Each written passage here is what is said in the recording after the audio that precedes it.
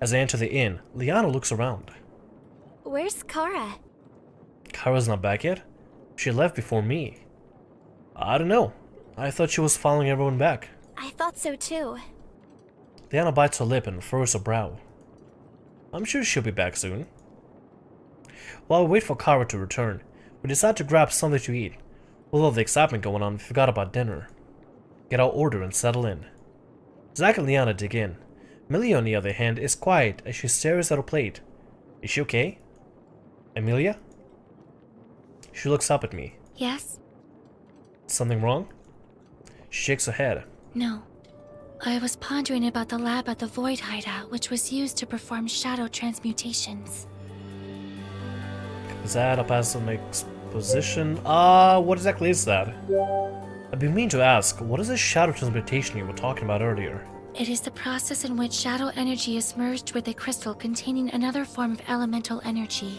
This fusion causes an overwhelming surge of energy to spawn, which consequently destabilizes the crystal and causes the shadow energy to become uncontrollable and very dangerous. Totally not dry stuff to listen to. Okay, go on.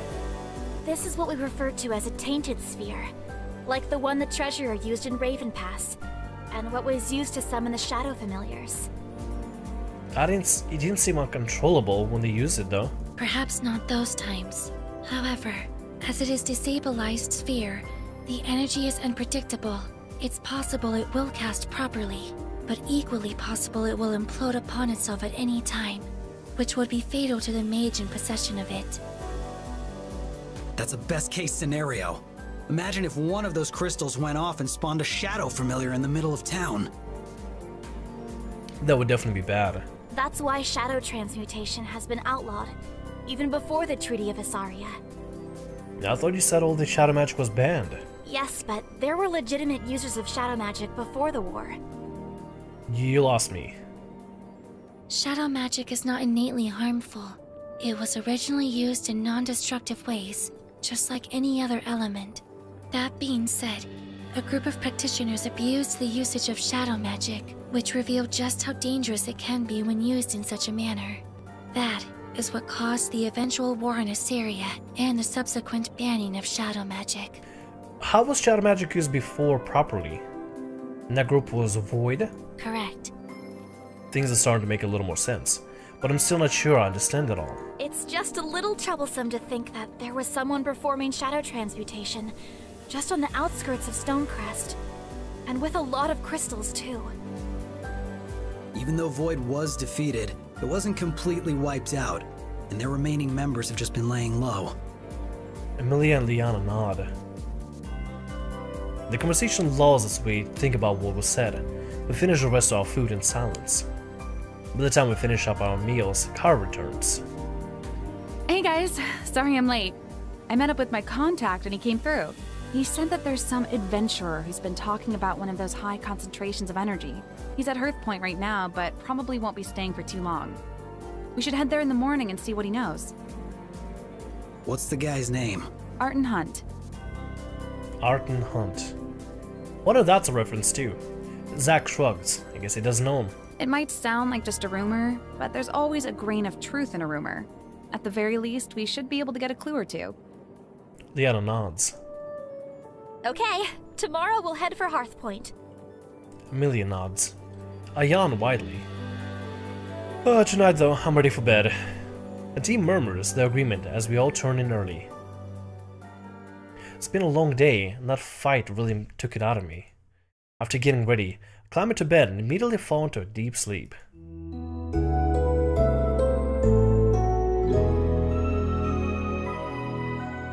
I realize this jingle is really loud once I go to edit it, so I'm just not gonna speak while it's playing, just to make it easier for me to edit. Yay!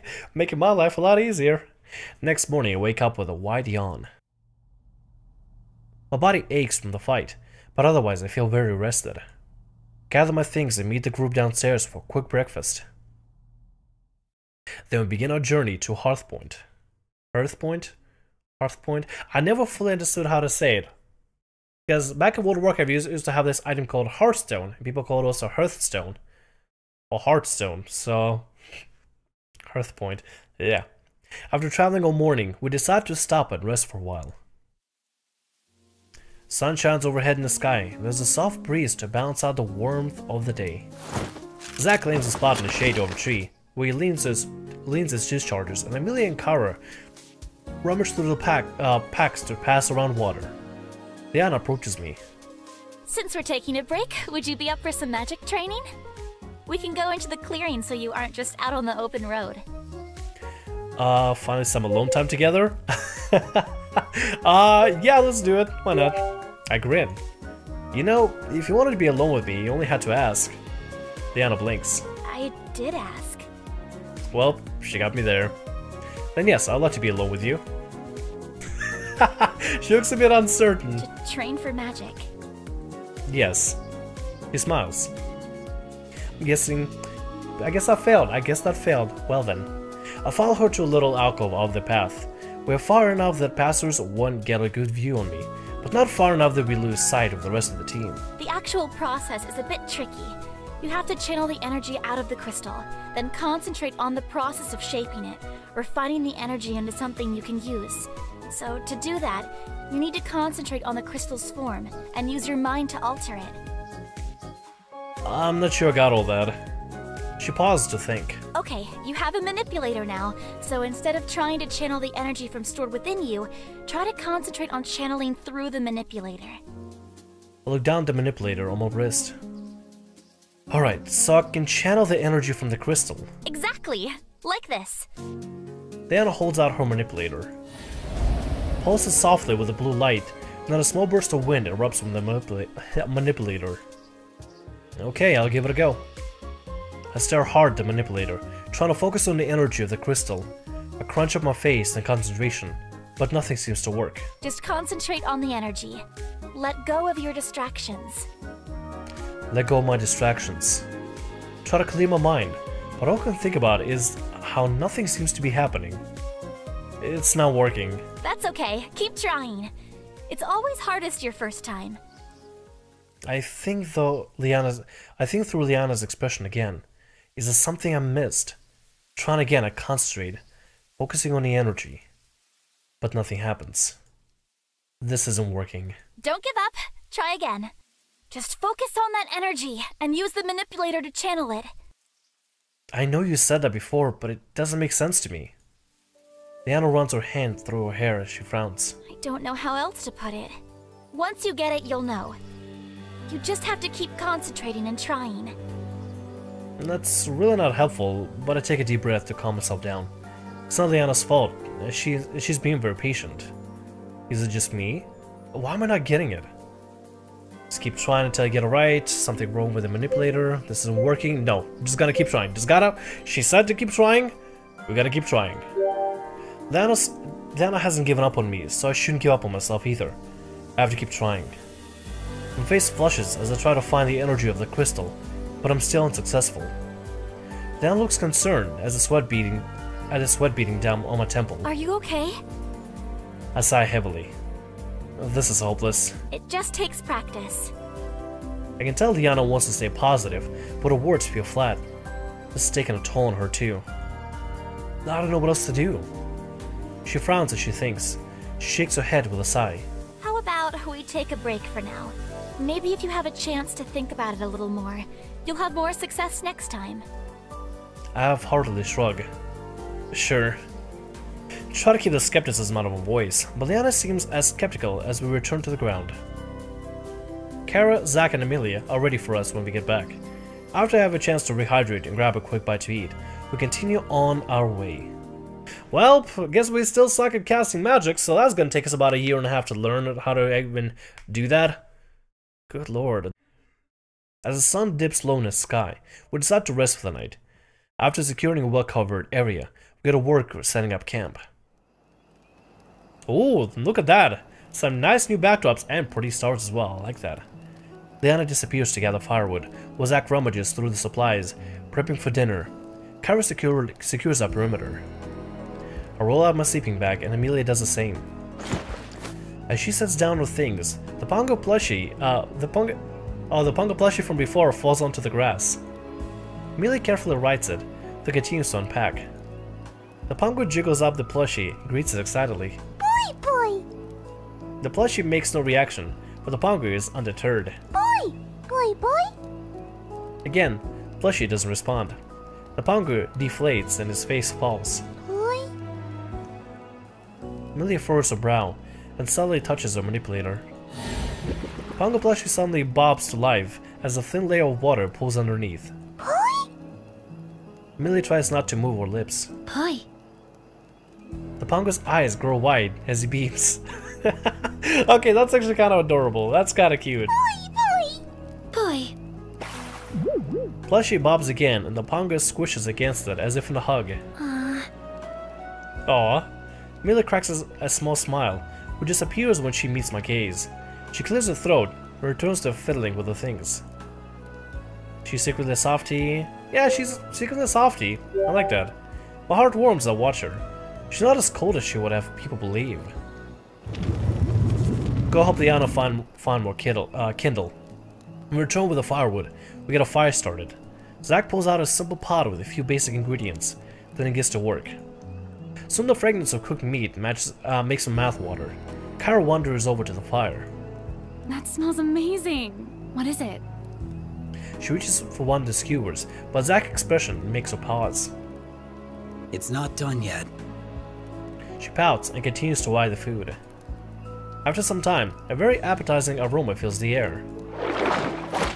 Zach removes the skewers from the fire and scoops porridge into bowls. Alright, it's done. He hands a bowl to each of us, then settles down as we dig in. Bite into the juicy meat and let the taste linger on my tongue. It's smoky and tender, a perfect barbecue. Kara savors the bite. Oh, I didn't know camp food could taste this good. Zach shrugs. It's nothing special. We've been doing this all wrong. No more rotating cooking duty. I vote we have Zach cook for us every night. Zach turns his head away and lets his hair fall over his face. You don't have to make a big deal out of this. I'll be your wingman. Yeah, we're gonna help the guy out. I second that vote. Seriously, Zach, I don't even know what this meal is, what this meat is, and I don't care because I want it in my belly. I don't care what it is. I don't care where it came from. I don't care how immoral it may be to possibly eat this particular meat. I do not know. I just know what in my belly. You're a man of many talents. Carol looks at Zach with a soft smile on her face. I think she's impressed. That's weird, man. What? No, dude, I stare at Zach, who's entirely focused on me, completely unaware of Kara. This guy's pretty dense. I wonder what other talents you're hiding. He shrugs. It's okay, I'll find them all out sooner or later. Damn! Kara got a thing for Zach. Zach doesn't respond, but begins to gather the empty bowls. Seriously though, nobody's cooking can compare. Especially not mine. Zach pauses. I enjoyed it. Kara blinks. Really? He offers a short nod. It's not bad. I mean, that's, I guess, a compliment. Zach looks up and meets her gaze. Kara's grin widens and a small blush creeps under her cheeks. Yes, it's finally happening. This is my cue to leave. I quietly slip away and go sit down at the edge of the campsite. Liana sits down beside me with a small smile. I feel her hesitate before she speaks. So, magic training today. Yeah. I know today wasn't quite what you expected, but after more practice you'll get it. I know she's trying to be encouraging. This is really the last thing I want to talk about. Thought of having to go through that again fills me with dread. When do you think next practice should be? Honestly, every day. Swallow the groan that threatens to come out, but I can't hold back my dismay. Every day? Diana forces a smile. Casting is not easy, and it really takes as much practice as possible. With us traveling to the next temple, this is the best way to get you to learn quickly. She looks away and I see her smile drop. Diana's clearly as excited about this as I am. She's trying hard to pretend like it's not that case. I can respect that and appreciate that she's trying. I mean, at least she goes helping us out. At least she's helping us out. It's not like, you'll figure out on your own. She's actually helping us out with this. Well then, I hope next time will be more productive than this time. Diana tries to sound more chipper than she is. Like I said, nobody can cast their first time. It's something I had to work on for weeks before I was able to even manipulate a light breeze. It's not just me, because you were like 11, it still sucks. Yeah, I mean, she...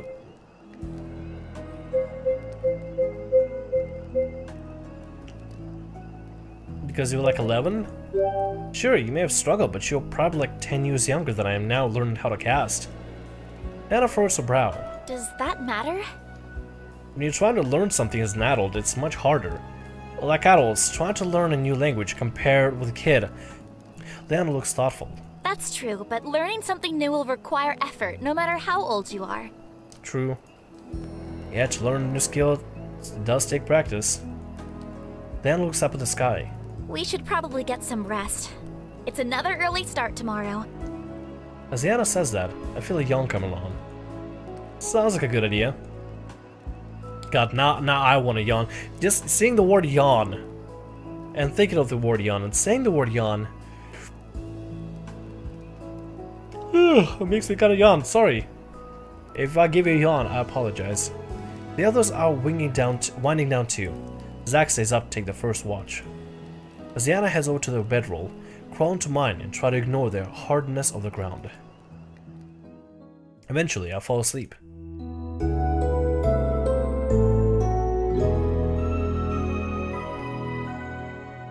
Feels like there's kind of a tension every single time magic casting is brought up for the main protagonist and Liana. I feel like at a certain point the guy just needs to just get in the habit of practicing it every single day and just make it a routine. Because if you make something a routine, eventually when you start nailing it down, the more and more you do it and the further you start repeating it, the better understanding you will get of it, really. We wake up in the morning and break down the camp, then resume our journey. After traveling for most of the day, we finally end up at Hearth Point. Nice! You know what? I gotta say, immediately like the colors and the dust particles here. That looks really nice. Now that's a welcoming looking town. Nice, soft, nothing harsh to the eye.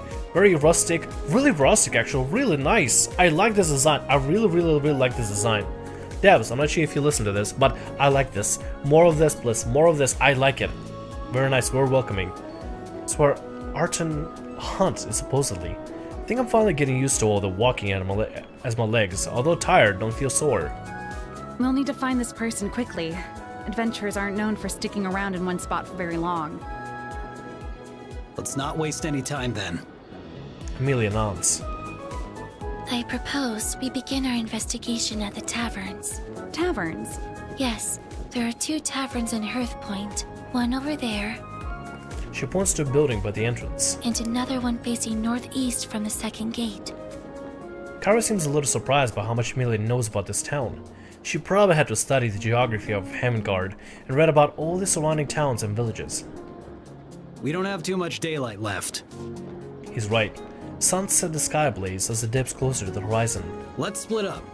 We'll be able to cover more ground that way. If one tavern is a dead end, then check the other. If he's not in either place, then we'll meet back here. I concur with this plan. Any objections? No one speaks up. Then let us proceed.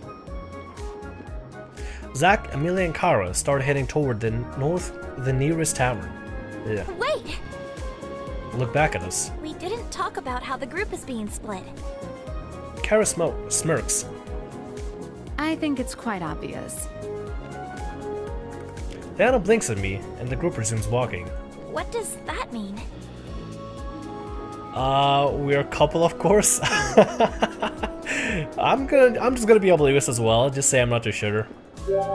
I shrug. It beats me. Very strange indeed. Very strange indeed. Very. I wonder what the other 2 are doing. Or the other group members are doing. So, let's get going? Diana nods. Ready when you are. It's a brief walk through town before we reach the place. As we push the door open, the warm smell of bread wafts through the air, bringing it with a chorus of laughter.